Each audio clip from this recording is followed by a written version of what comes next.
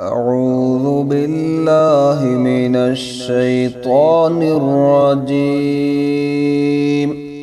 بسم الله الرحمن الرحيم. وقال الله لا تتخذوا إلهين اثنين إنما هو إله واحد فإياي فارهبون.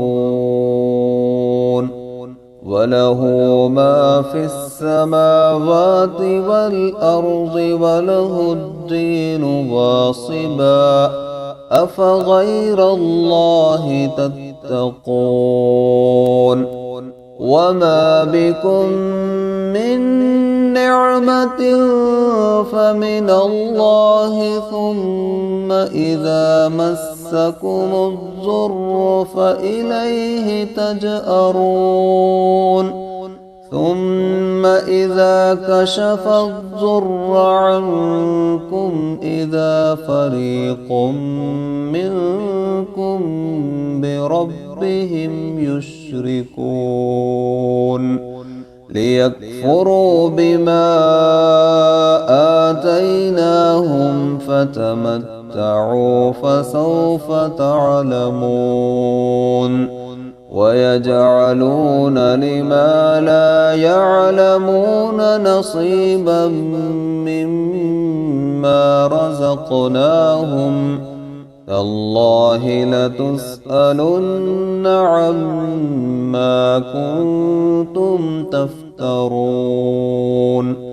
ويجعلون لله البنات سبحانه ولهم ما يشتهون.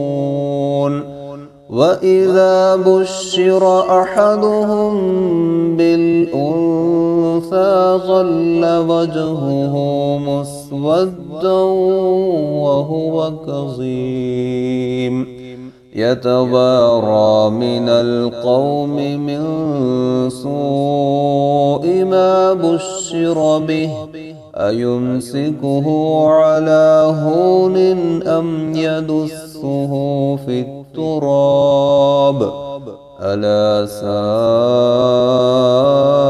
ما يحكمون.